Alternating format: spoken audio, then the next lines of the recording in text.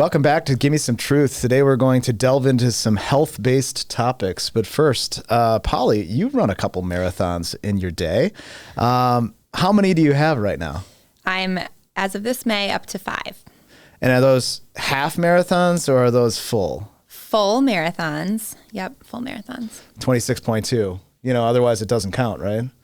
I would round up. Every time I'd round up, close enough, half marathon, I'd call it a marathon. Shut it down at 24. And That's right. Like, yep, I got another one. I do a triathlon and call it an Ironman. Sure. That's right. Close enough. Close. That's enough. Exactly right. Do you have get a bumper sticker that says I almost ran a marathon? Yeah. I'm going to get like a half an Ironman tattoo on my calf. Yeah. Getting there. Exactly. I give credit to anyone who does a triathlon of any distance because that is a lot of logistics. And no thank you. Yeah. Well, and you got to swim too. And sometimes in some rough waters. I think that would be not great. Yeah. No.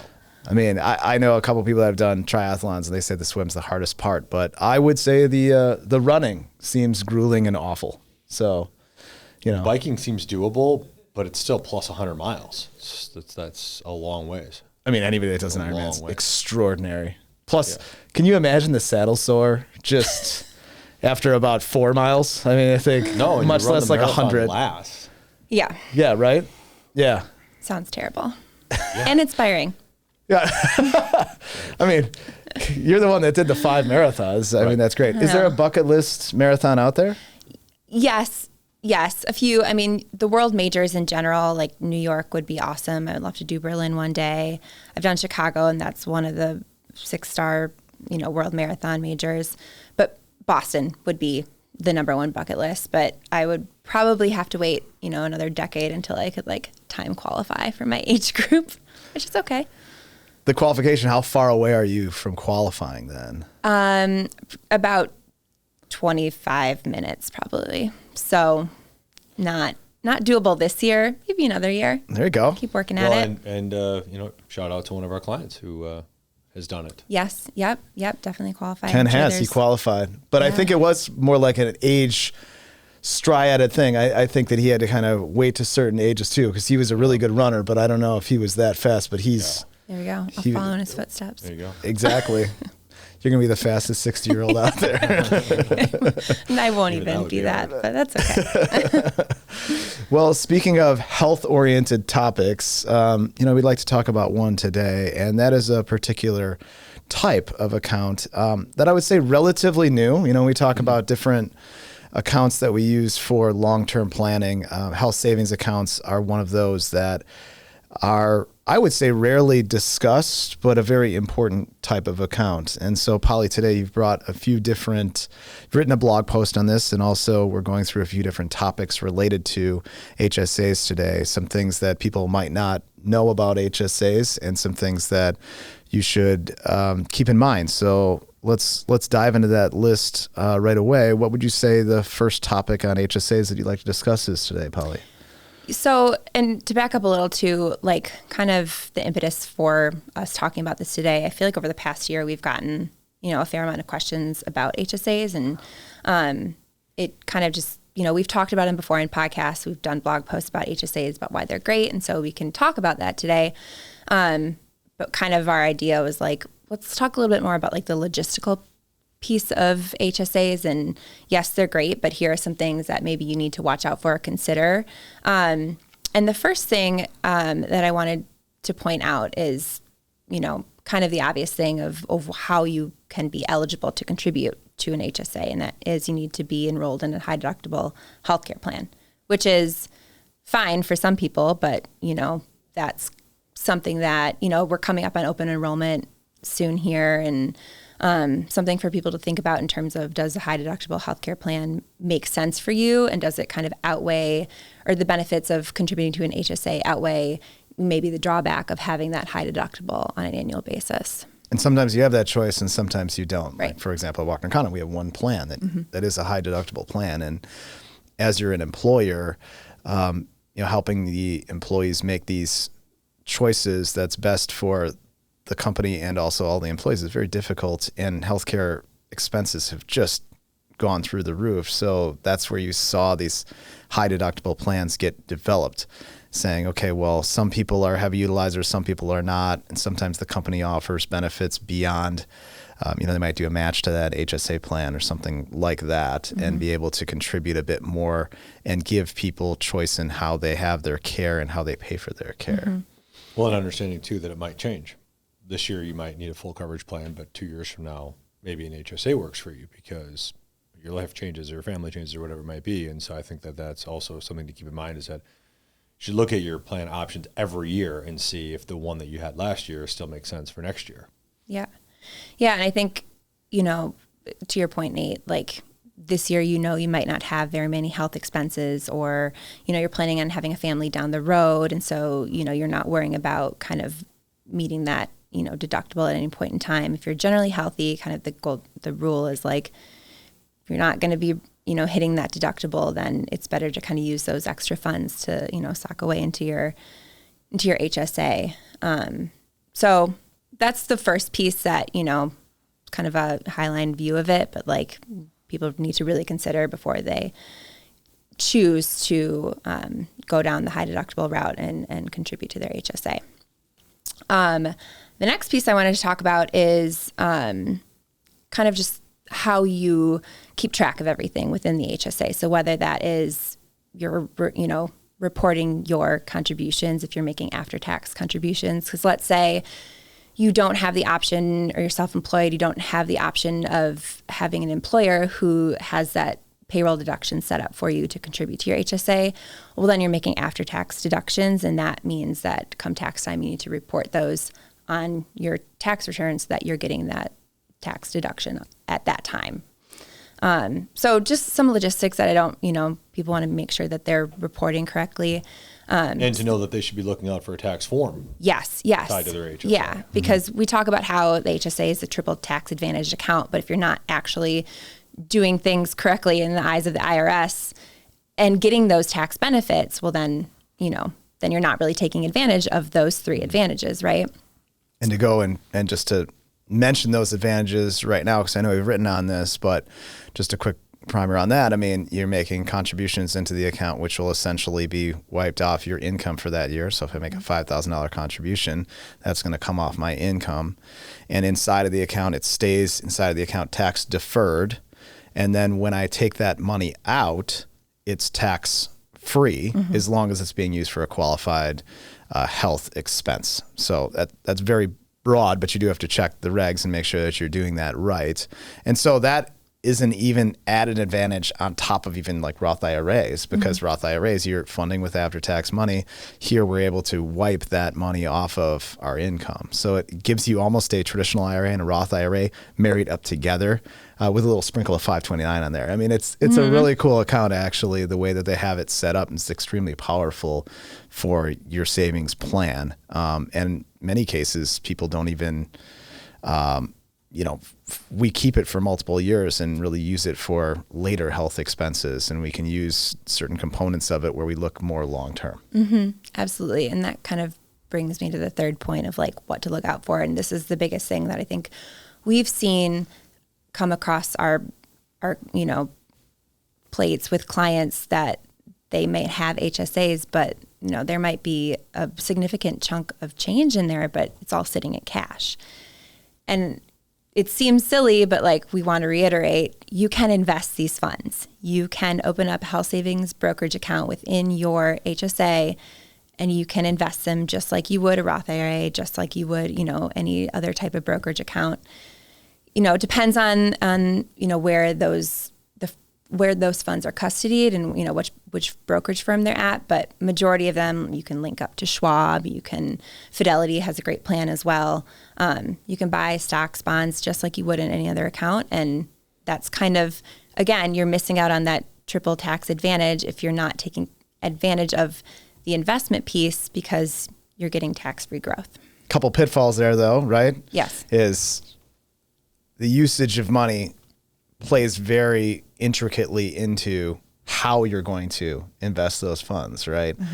So if you're going to make if you're just going to make a contribution, make an immediate withdrawal, maybe cash is the best place for you to have those funds if we're looking at long-term planning. So our family, we've picked from it a little bit, but, I would like to continue to invest the bulk of it. And so we've made contributions over a number of years, and where we have a bunch of that invested, and we're looking at that long term, trying not to touch that. I actually, for our family, try to pay out of pocket for some expenses and allow that account to grow. And then we'll pick from it occasionally when you have those things that are larger, and we have impending things too coming up in the future, multiple years here. We've got braces for kids and things like that. So do you want to take those from HSAs, or do you want to let that ride and pay out of cash? And those are the sorts of things that I think you have to consider when you're building an allocation, or you need to divulge to your financial advisor each year when you match up those health expenses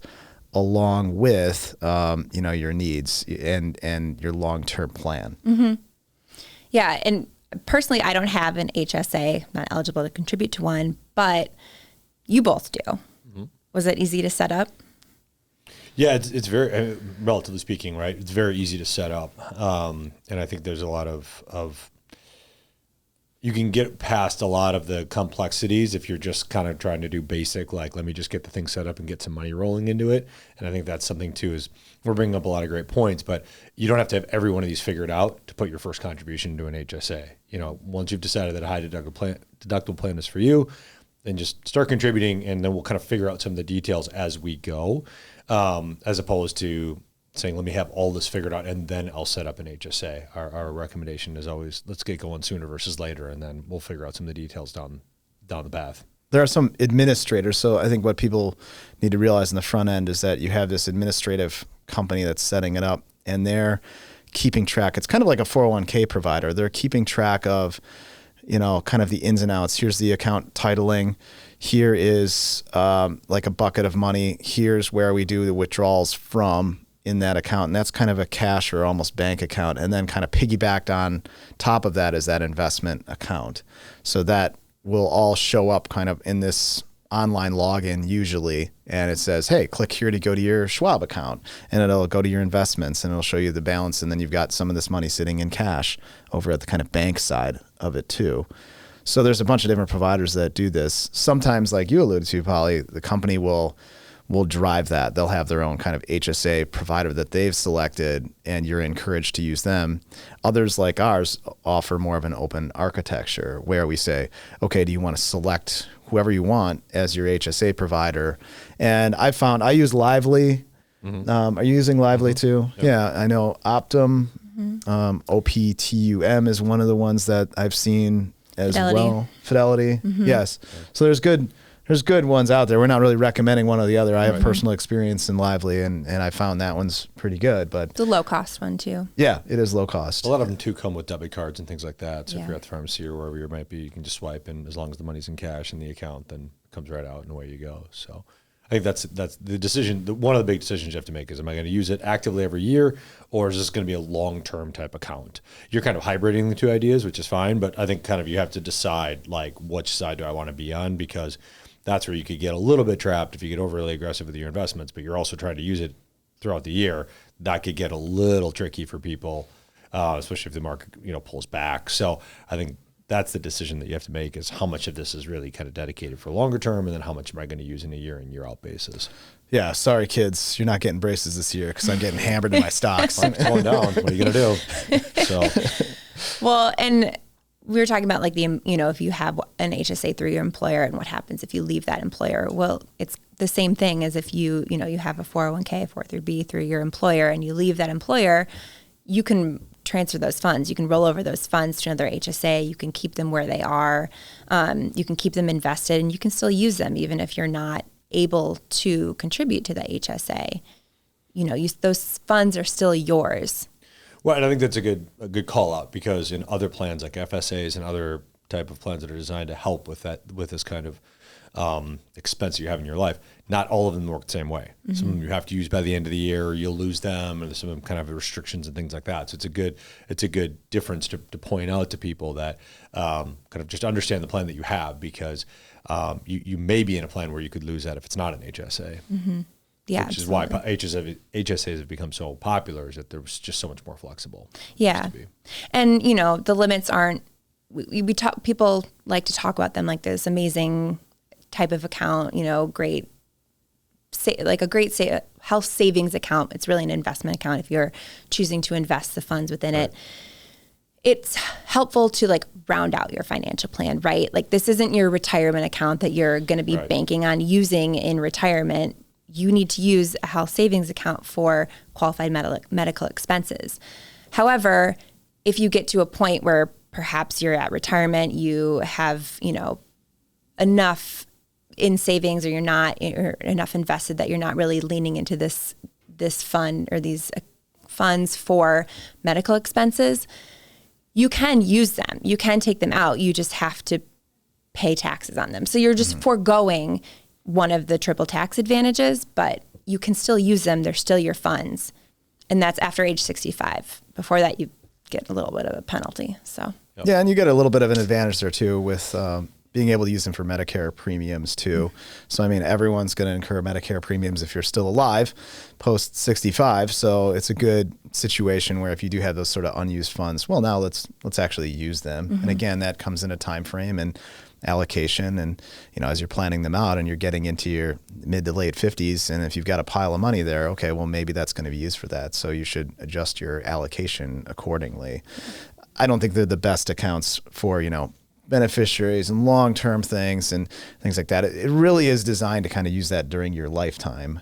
And so those are good, during your life accounts, whereas some of the other accounts like, Roth IRAs, things like that are great accounts to pass off to beneficiaries as well because they're tax-free distributions, whereas things are a little different in these types of accounts. I think that's a good call out that you can get much deeper down this path in terms of structure, in terms of strategy, how you build it into your overall financial plan. I think, wrapping up today, the point of was trying to kind of cover the 101, maybe a little of the 301, if you will. We can get into graduate level where it really starts to get into how do you use it? How does it fit in an overall financial plan? But, I think the purpose today was to cover this basic knowledge and then understand that there's a lot well beyond that. If you choose to go down that path, let us know because we'll get down that path. But at the same time, for a lot of people, the basics are kind of all they needed. That's right. So thank you for joining us on another episode of Give Me Some Truth. If you have some comments, please make them. Contact us if you have some questions on these accounts, and we're happy to help. Walkner Condon Financial Advisors is a registered investment advisor with the SEC. Registration with the SEC does not imply a certain level of skill or training. The opinions expressed by the participants of this podcast are their own and do not reflect the opinions of Walkner Condon Financial Advisors. All statements and opinions expressed are based upon information considered reliable, although it should not be relied upon as such. Any statements or opinions are subject to change without notice. Information presented is for educational purposes only and does not intend to make an offer or solicitation for the sale or purchase of any specific securities, investments, or investment strategies. Investments involve risk and, unless otherwise stated, are not guaranteed. Information expressed does not take into account your specific situation or objectives and is not intended as recommendations appropriate for any individual. Listeners are encouraged to seek advice from a qualified tax, legal, or investment advisor to determine whether any information presented may be suitable for their specific situation. Past performance is not indicative of future performance. Thanks for listening, and for further information, please visit WalknerCondon.com.